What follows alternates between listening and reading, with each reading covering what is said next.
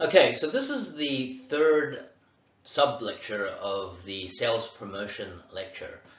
In this lecture, we're going to focus on the last three learning objectives. Now, I know in the previous lecture we already looked at the middle two, but because this lecture focuses on trade promotions, it encompasses the second learning objective, which is to realize that sales promotions can be directed at more than just the end consumer, which is what we looked at last time.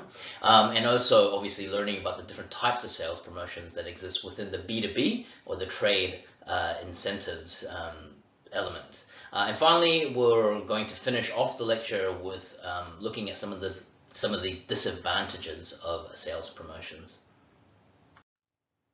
So, sales promotions can be aimed at businesses, right? Not just the end consumer. And so these are called trade promotions or sometimes trade incentives. The objective here works in a fairly similar way as sales promotions aimed at the end consumer because it's still an extra incentive. But unlike a sales promotion aimed at a end consumer, which gets them to pull the product through the supply chain, a trade promotion is an added incentive that gets the trade or other businesses to push your product towards the end consumer, towards the customers. So the objectives can be to introduce a new or revised product and incentivizing a business to make that transition easier to a new product that you have or a revised product. It can be used to maintain the amount of shelf space that a manufacturer has with a retailer. So an example of that is Wrigley's, the gum manufacturing company or brand. If you go to any sort of supermarket, you'll notice at the checkout they will have a special dedicated area for Wrigley's chewing gums and breath mints. And so I knew a guy that his job was basically to come up with new point of sales displays because the more attractive he could make them and the easier he could make the product dispense from these tiny checkout shelving units, the happier the retailer was to allow them to maintain that space, right? Because the retailer basically operates within an environment of limited real estate, right? They've got a store that's this big, it's not getting any bigger, yet there are more brands trying to crowd that space. And so anything a manufacturer or brand can do to make better use of that space will help justify for them to keep that space within the retail environment. And it will also be an extra incentive for the retailer to look more favorably upon that manufacturer. Trade promotions can be used to obtain displays other than shelf location. So I mentioned this as a checkout display, but also at the end of aisles. So you've got the shelf space, which the retailer sets up, but at the end of each shelf, there's this zone, the end of aisle zone, where the shopping trolleys do a U-turn and go back up the other aisle. So there is some space here that's basically dead space. It's not being used for anything. So a lot of manufacturers will then create some sort of trade promotion that's anchored around those end of aisle displays to try and maximize their real estate, but also to make the shopping experience less mundane, a little bit more attractive perhaps, a little bit more stimulating and exciting. And so I've got some examples of those as well.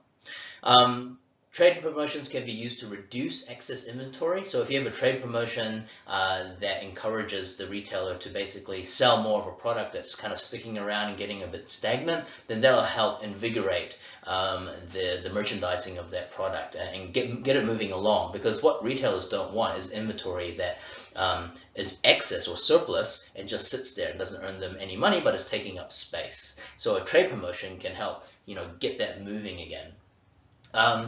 There are trade promotions aimed at getting your brand featured in a retailer's ads. So a lot of retailers will have their own in-store sort of advertising. And so a trade promotion may be something as simple as incentivizing the retailer, giving them a bit of money to advertise your product on their sort of in-house advertising. Trade promotions can be used to counter competitive activity, just like they are used with the end consumer, but in this case you're targeting the business to favor your brand over your competitors' brands. Whereas with the end consumer sales promotions, you're launching a sales promotions to get the end consumer to select your brand as opposed to the competitor's brand. So it works the same way, but the target of the sales promotion is different in this case. This case, you're targeting the retailer or other businesses. And finally, you can use these trade promotions to try and sell as much as possible to the final consumer, right? And so that's the basic incentive of it, is that you're creating an extra reason for this business to want to push your brand to the end consumer. So we've got some examples here. So an in-store display on the top right-hand corner from Streets, Chupa Chups, various lollies. You can see that this is a good example of a in-store display that the manufacturer would have had to arrange and set up and design. The retailer would not have invested anything in this. In fact, they would have had to have asked the retailer for permission to display this end of aisle or this special display, because the retailer won't say yes if they think that this display is going to interrupt the shopper experience within the retail environment. They won't say yes if they think it's going to, disrupt or clutter the space unnecessarily and make the retail experience negative. They will say yes if Streets, in this case, can, guarantee or have a very strong justification that this display will help move stock, will help get rid of this excess inventory, perhaps, will get more people buying this product than they would otherwise buy from the regular space in the retail environment where these products are on the shelf anyway, right? So it's kind of like this company, Streets, is wanting to increase its presence, increase its real estate within the retail environment. And the retailer isn't always guaranteed to say yes, because they're thinking about overall turnover. They don't want this to mess up the overall turnover, but if you can guarantee that it will turn over more stock and get more activity happening, then sure, they're happy for you to spend money and do that as that brand, as a manufacturer. Bottom left is a business to business. It's almost like a selling kit that Sunkist supplies to retailers, right? So their sales rep that are trying to get the product into the supermarket, or trying to secure some shelf space, or perhaps trying to convince the retailer that they should sell Sunkist even though they're already selling Fanta, right, and Mountain Dew. So Sunkist has to make their brand seem quite attractive, and to do that they have to present and promote their brand to the retailer. And so this is an example of something they send to the retailer that basically gives the main benefits of Sunkist as the end consumer would appreciate, but they're communicating not to the end consumer, they're communicating and promoting the brand to the retailer, to the other trade, in order to get them onto the shelf, to convince the retailers that they should be stocking Sunkist, right? And so you can see this business-to-business advertising and promotions is similar in some ways to end consumers, but it's also very different in that the material you get is there's a lot more information, and it's much more rational, because you're trying to make a business case here. Whereas if you were to promote Sunkist to the end consumer, you might just decide to go with a fancy TV ad showing a lot of young gorgeous people on the beach enjoying Sunkist during summer, right? But with trade promotions, there's always it's a business-to-business sort of communication, and therefore it has to be a little bit more detailed. And on the right, similarly, it's kind of like the example of Sunkist, but just another brand selling various dairy products. And as you can see, a lot of information there. So try to convince the retailer to stock this product. A normal end consumer would probably not be involved enough to understand all the various products that are being sold by this manufacturer, but the retailer, on the other hand, has to make a decision. Are we going to stock this brand? And if we are, how many of their SKUs or how many of their specific sub-products are we going to stock? And then therefore they need to know what the differences are between the various products that are available for them to make an informed decision as to whether they will stock the product or not. Here are some examples of these in-store displays that are trade promotions aimed at the retailer. So the manufacturer might work with another agency to create these sort of displays, and so on the left you have pure natural cosmetics, and they are sort of, creating a very fancy end of aisle display. So this product might be stocked already in the pharmacy or personal care section of the supermarket, but being allowed to have another display increases your presence within the retail environment and the amount of real estate you have to sell more product. And as I mentioned before, the retailer doesn't always say yes to this. If they think it's going to degrade the shopping experience in some way, or if it's going to actually cannibalize from another product, which they get a higher profit margin for, they're not going to say yes either, right? But all going well, if Pure Natural has convincing business-to-business advertising and promotions, and they show the retailer what a beautiful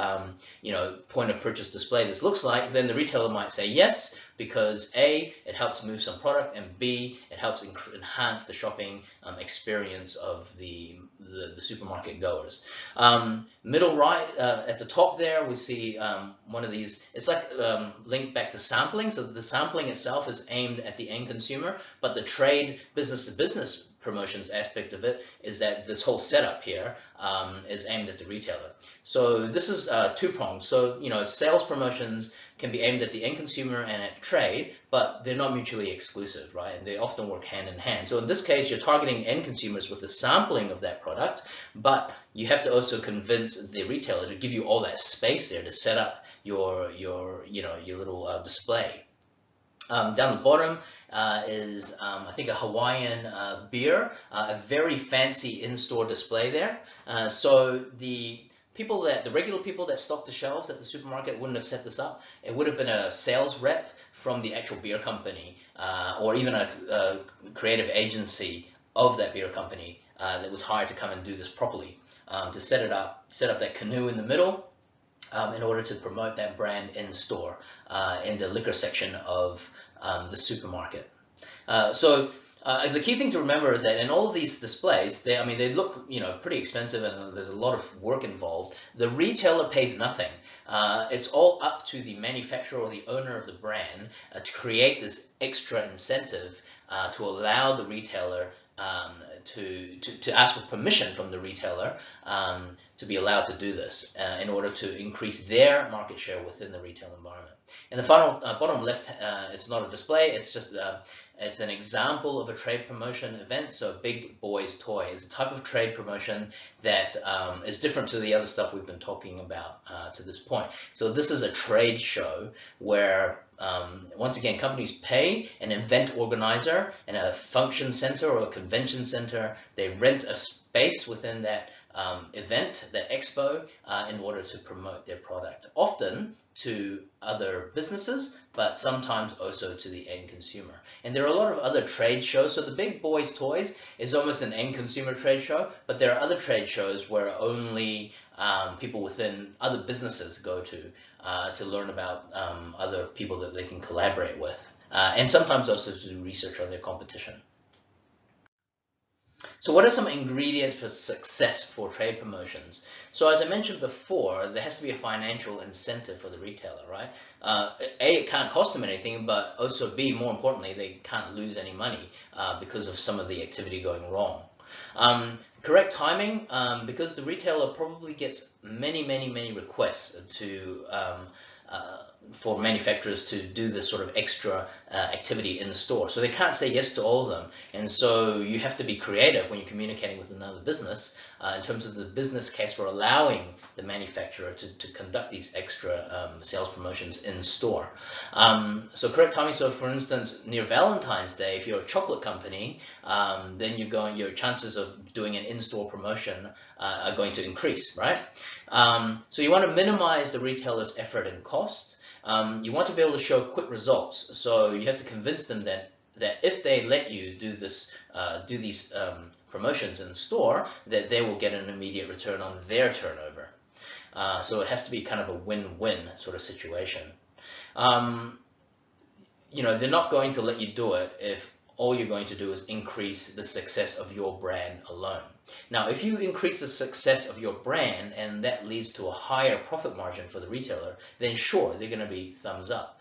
But that is because you're improving the retailer performance. If some sort of trade promotion seeks to promote only one brand at the expense of many other brands, and may even risk reducing the profit margin of the retailer, then they're going to say no, thank you, because we're doing fine. We don't need your extra activity if all it's going to do is actually cost us money in terms of reducing our profit margin. Final example down the bottom is, I think, a Nesquik ad where it's hopscotch sort of, so it's an in-store display that's stuck to the floor, and it's trying to engage kids to play a game of hopscotch towards their products in the shelves. So little things like that, retailers, they don't just say yes because it's a cool idea. They have to be convinced. It has to be a business-to-business trade promotion sort of case. If they think this is dangerous and little kids are going to get run over because they're not paying attention to trolleys coming their way, then they're going to say no. Because the product is stocked there anyway. If people want Nesquik, they can go look for it. On the other hand, if the sales rep from Nesquik can convince the retailer that this will help invigorate the brand, it'll help increase sales of Nesquik, which maybe have not been doing too well, and that will get your profit margin higher, then the retailer may say, okay, well, yeah, it's kind of cool, it's a good idea, it might make shopping more fun for the kids, and that takes the stress off the parents, so the whole experience is better. And if we sell more Nesquik, but not at the expense of Milo or Ovaltine, well then fine, we will go for it. So I mentioned before, trade shows is a type of trade promotion. So here we have E3, which is a very big electronics show, where they showcase basically the latest game consoles and the latest gaming technology and games. So that's an example of a trade promotion. We have more point of purchase displays in the middle there, and at the end is an end of aisle display by KitKat. So you can see something like that. That is a pretty compelling end of aisle display by KitKat. If I was a retailer, I'd be like, yeah, I want this in my store because it looks awesome. It doesn't look like it takes up too much space, so it's not going to interrupt the traffic flow. Sure, KitKat is sort of self-promoting its own brand, but that's fine. If they sell more because people are attracted and pay attention to that, and they buy more KitKat than they would normally, then I'm all for it as the retailer. So we talked about point of purchase displays, but there's also things like trade allowances, trade contests, trade shows, which we don't need to talk about too much more. We've mentioned the point of sales promotions and displays, and finally training and sales training incentives. So I'll go through some of these that we haven't covered yet. So trade allowances, there's a lot of writing here. It's also replicated in the textbook. Basically, it's an extra incentive that businesses use on retailers to get them to favor their brand more. And so it can be something like a buying or off invoice allowance, where the manufacturer basically sells the product at a cheaper cost to the retailer. So just like a special price discount to end consumers, but instead of targeting end consumers, you're targeting the retailers. You're saying, I'm going to sell a lot of this product to you, the retailer, at a lower cost. Could you please pass on the savings to the customer? Because then the customer will buy more of the product and we both win, right? I sell more, you get a bigger profit margin because you're selling more, and so therefore it's win-win, right? So that's an off-invoice allowance or a buying allowance. Another thing is called the bill-back allowance. So this is where, once again, the manufacturer provides an extra incentive for the retailer to advertise the manufacturer's brand within its in-store advertising or within its brochures that it might send out in mailers. And the final trade allowance is called a slotting allowance, and sometimes it's called a failure fee. And so this is where a manufacturer of a brand will pay the retailer to allow them to display their brand on the shelf. Right, and sometimes it can be positioned or negotiated in a way that that goes, please take a chance and display our brand on the shelf. If we don't sell a certain amount, then we will pay a penalty just to make sure that you haven't lost out on any profit margin. Now I know that sounds pretty dodgy, but from the retailer's perspective, their shelves are stocked, right? They've got 100% coverage on the shelves. They cannot literally add any more shelves to their retail environment. So if you're a new brand coming into this crowded environment, how are you going to stand out? Right? It's going to be very difficult because the retailer says, well, everything we have already sells. Why would I clutter the environment further and introduce more option anxiety to my customer? Right? I don't want that. So sorry, I can't stock your new brand of cola. Right? So then as the manufacturer or as the brand, you have to really convince the other business to stock your brand, and that may take the form of any of these trade allowances, right? You could say, look, I'll sell you the first lot really cheap so that you make a massive profit margin on it, maybe just pass a little percentage of that onto the customer so they want to buy our product, right? Or you can say, look, I'll pay you money to advertise my new brand in store, make sure people hear about it, and then we'll give it a go, see if they like it. If they do, you're going to get more loyal customers. You know, no one else is selling this brand. Right, so Zuru does that very well. Zuru Edge, they have exclusive contracts with supermarkets, is to say that, look, we're only stocking to you, so therefore we would like it if you promote our product and give us some shelf space, and then hopefully people will come to your supermarket because that's the only place they can get this brand, right?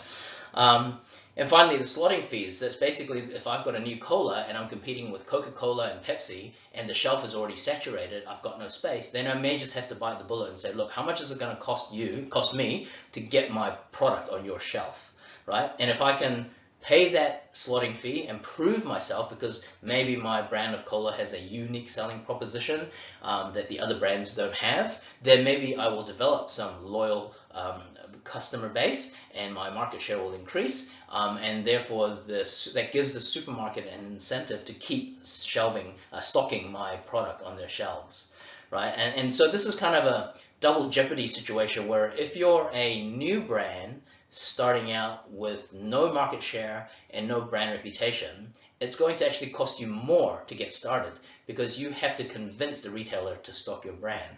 Whereas an existing big brand like Coke doesn't have to do this at all, because no supermarket is going to say no to stocking Coca-Cola products, right? You can't imagine that, because people might actually go, well, I'm not going to shop here if I can't get my favorite brand of Coke or LMP or Sprite, for example, right? Because they own all these other sub-brands as well. So the bigger the brand you are, the more negotiation leverage you have over the retailer, the less you have to do these sort of trade allowances. The weaker you are as a brand, the smaller, the less familiar you are, then the more of these things you kind of have to do in order to just get in there. And so it's very difficult for small businesses to establish themselves. So what are some problems with these trade allowances? So with some of the previous things like the off-invoice allowance, where you sell the product, more of the product cheaper to the retailer, so the idea there is that they buy more of the manufacturer's product and then they pass some of those savings on to the consumer, which increases demand, right? That's the theory of price elasticity. You know, the cheaper you sell it, theoretically, the more volume you should be able to move. So the retailers are happy to purchase these products because you're selling to them cheaper. But the problem is sometimes they might use that opportunity to buy a lot. And then they don't have to buy from you next time when you are not giving them that discount, right? And so they have these savings, but they won't pass any on to the customer. They'll just continue to sell it at the regular price, and then they're reaping an even larger profit margin. And you've kind of missed out, because the whole point of it was that as a manufacturer, you wanted them to really push that product, right? To promote that product, push it towards the end consumer. But they've taken and pocketed that off-invoice allowance. It could also lead to increased distribution costs, because obviously it's the cost of the manufacturer to get the product to the retailer, not the cost to the retailer to get the product from you. And so the delivery is included when the retailer purchases that product from the manufacturer. If they're buying more, then obviously the distribution cost for the manufacturer goes up. And the manufacturer ends up experiencing sort of reduced margins because they've sold a lot of this product at a price discount. So forward buying is something that happens that, you know, makes it a bit of a problem for these manufacturers that sort of embark on these trade allowances hoping to get their product promoted or pushed to the end consumer, but the retailer ends up pocketing a lot of the incentive. Diverting is something that happens when a manufacturer, let's say they only want to focus at their product in a specific geographic area because they're not big enough yet to go national or to go global. And so they might say, okay, I'll sell my product at a special rate to the supermarkets in this area because I want them to, you know, I'm only interested in this area. But the supermarkets might be, you know, part of a bigger chain across the nation. So they may take that opportunity then to buy that and then distribute it or force distribution across a nationwide sort of network. So then the retailer, they buy these large quantities at this really good price, and then they sell the extra stuff to the other geographical areas.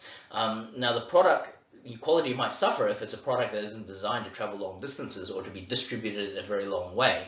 And so there might be transport or delivery issues that then the manufacturer kind of has to be responsible for. So these are two things that occur with trade promotions because the retailers have so much power. And so some big manufacturers like Procter & Gamble implement what they call an EDLP, which is an everyday low price strategy, as a response to retailers that try to abuse these various trade allowances, So they've basically been burnt in the past where they try and sell something cheap to the retailer, expecting the retailer to pass it on, but they don't. They pocket that profit margin difference. And so P&G or Procter & Gamble say, look, that's enough. The price that we sell, that's the lowest we can do. We're not going to mess around with any of these allowances and incentives to try and justify why you should stock our product. Now, if you're Procter & Gamble, then you're big enough to do that. And as I mentioned before, bigger brands have more negotiation or leverage with retailers. If you're a small brand, then you don't have that power because the retailers will just say, well, basically, screw you. We don't need your brand because our shelves are full anyway. So it's a little bit unfair, but in business, typically the bigger the business you are, the more power you have, and therefore the more negotiation power you have. So trade contests and incentives are another cool way for businesses to promote their brand to other businesses to get the retailer to push the product to the end consumer. So a trade contest is a contest that the manufacturer is funding, but they're not targeting the end consumer. They're targeting the actual business. So it might be the store manager to say, like, if you reach the sales goal for our brand, then you win this holiday to Australia, whatever it might be. Sometimes you can also direct it at the sales staff, the salespeople, but often it's the manager of various retail brands. And so you're pitting the managers against other managers across an entire retail network. And you're saying, look, the manager that sells the most of our brand wins the prize. And so you can see how that really incentivizes the business to push that brand to the end consumer. A trade incentive is basically a bonus or money that you give to people in the retail environment to do certain things to promote your brand. Okay, so it's a trade incentive that gets them to either prioritize showcasing or demonstrating your brand, or to sell your brand over and above maybe other brands, right? And so the things that happen, I guess, in negotiation that allow some brands to encourage sales staff to prioritize selling it versus other brands. So those of you that go into electronic stores, you'll notice that if you try to buy an Apple product, often the sales staff will try and talk you out of it and move you towards maybe a different PC brand. And so that could be a number of reasons. One of those reasons could be a trade incentive. Another could be the profit margin of the PC products are higher for the retailer, and so therefore they make very little profit on an Apple product. And plus, Apple doesn't play these games because they're a big enough brand. They can say, no, we're not going to do any of these trade allowances. You can either stock our product and sell it at the price we say, or not. No electronic retailer is going to say no to an Apple product, right? Because people would stop going to that retailer. And so Apple doesn't have to do this, but other companies do, and that is probably one of the reasons why you see sales reps trying to push the end consumer in a different direction. And finally, push money, which is a financial incentive, once again, to get these salespeople to aggressively sell a selected item to consumers. So this is very obviously cash related. Whereas trade incentives could be something like sales training, or you might be rewarding them for doing certain things that showcase your brand. You're not being as explicit about, giving them money for selling your brand. So some retailers regulate these sorts of promotional activities. Now, why could that be? Well, if you think about it, people go to retailers because it's like the one-stop shop for all these different brands within a certain product category, right? So if I go to an electronics store like Noel Leeming's or Harvey Norman, it's because I know they have a wide selection of brands and I can choose and compare between the different brands. But if I go in and the sales rep has been incentivized with either push money or some other form of trade incentive, or if I get the feeling the manager of the store is working really hard to get me to buy a certain brand, that's going to make me think that they're biased, right? It's going to make me suspicious in some way. And so some retailers don't they regulate this basically because they don't want that perception that they've been bought or they've sold out to one particular brand over and above the advice that you're expecting from them, to be sort of impartial across many different brands to get the best product for my needs, not for their needs. So we mentioned trade incentives or sales training incentives is one it's a better way of encouraging salespeople to prioritize your brand without being as explicit as something like push money or giving them money to sell your brand. The examples I have here are from an alcohol producer or manufacturer of alcoholic drinks. And they have these business-to-business promotional tools here. So it's a sales training pamphlet, essentially, that basically shows them how to sell that brand. They even have advice on how to set up the store in terms of the bar to make it sort of more appealing according to the brand promotional collateral that the other business gets.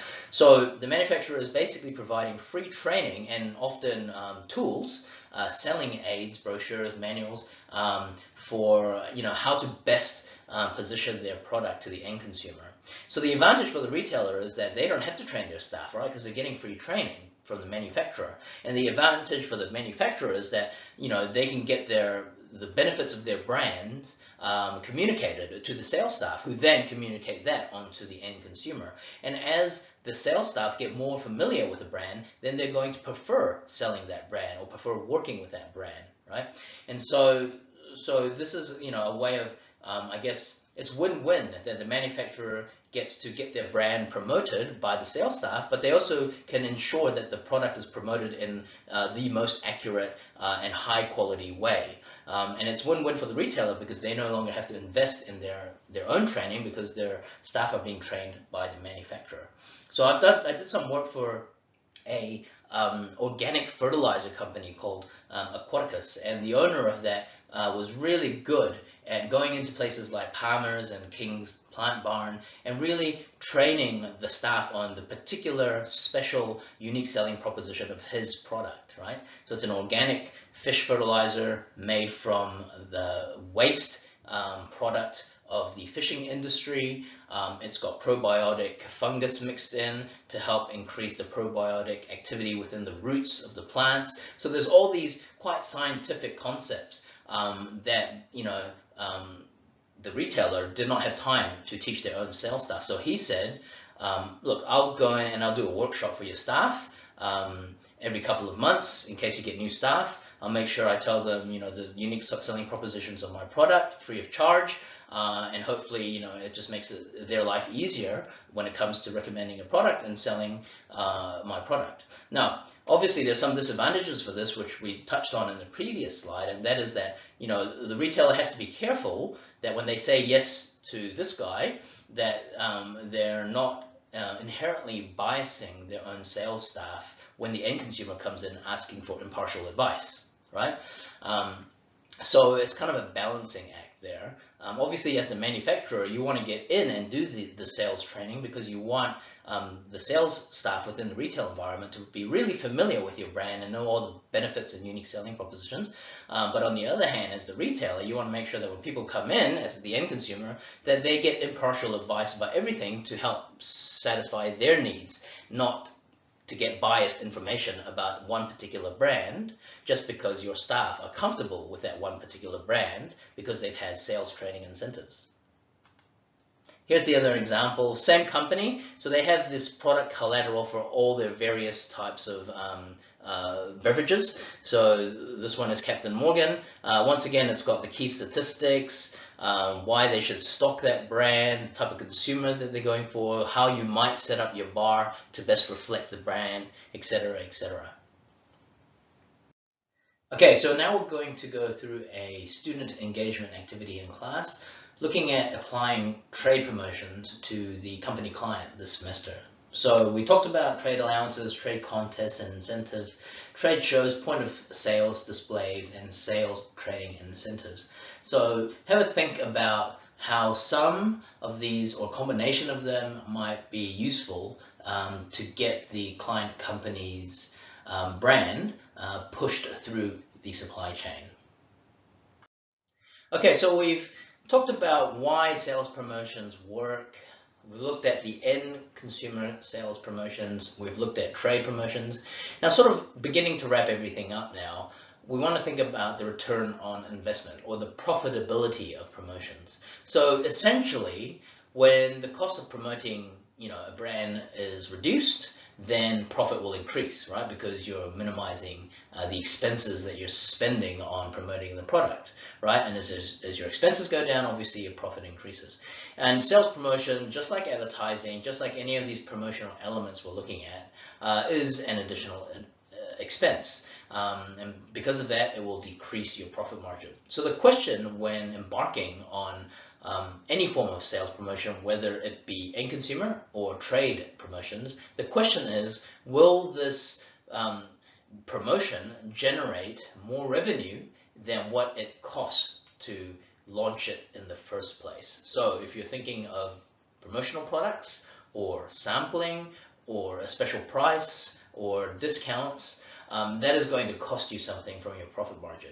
But will doing that activity increase the revenue such that you either have more volume coming in, so you make up your lost profit that way, and some more, or is the promotional campaign acting in a way that's encouraging new customers to come over and buy a product for the first time, which they would normally be spending their money on the competitor, right? And so this will have to be considered if sales promotions are to be used as just one element of your integrated marketing communications campaign. One more thing to consider is the sales promotion trap. So this could be applied to advertising as well, but we're just going to focus on sales promotions. So as discussed earlier, there is obviously a cost to sales promotion, whether it be aimed at the end consumer or at other trade. Given that it costs money, if you decide to do sales promotion, that is going to cut into your profit, right? And you're hoping it doesn't cut in as much as the extra revenue you're going to generate by attracting people over to your brand using this extra incentive. Now, all the other firms are obviously trying to do the same thing. So in a sort of, if you think about it ironically, if your firm decided to cut back on promotions as did your competitors, then you're actually minimizing the amount of expense both you and your competitors have to spend. And if neither of you are offering extra incentives, the customer still has to buy products, and therefore you are increasing your profit across the entire sector. But typically what happens is, if you decide to cut back on your promotions, the competitors will maintain their sales promotion spending. They may even increase it to take advantage of your lack of spending, and so they shift the market share over to them because they're providing extra incentives. And vice versa, if they decide to cut back on promotions but you increase your extra incentive, then the market share shifts to your brand, right? And so then what happens is nobody wants to step down, and we end up in this bottom right hand section where everyone is maintaining the promotional spend, and so the market share stays constant because people are just switching back and forth from the next promotion to the next promotion back to the first promotion, and the profit stays low because everyone is continually caught in this sales promotion trap. So it means everyone ends up competing harder and harder for the same amount of profit, essentially. Now, I said that this can be applied to advertising, but you see this affect the most on sales promotion based, especially those based on discounts. And you could imagine like Kathmandu, they always have these sales promotions at the end of just about every season, and so their competing companies, if they decide to do the same thing, will have to end up competing on that sort of end of season sales promotion, right? And then the profit ironically gets lowered for both companies because they are having to fund the special price discounts. And so that's why some brands refuse to even engage in sales promotions, because they know that it's a very slippery slope. Once you start to offer an extra incentive for a person to buy a brand that goes above and beyond the brand itself, then you have to continue to give them that reason, right? Otherwise, next time they're going to be, well, we got the product, but that's a bit stink because last time I got this extra stuff, right? And this is particularly prominent when it's a special price discount. because essentially if they're used to paying 25% less for your product, when are they actually going to be convinced to pay 100% for your product, right? It's a very rare occasion.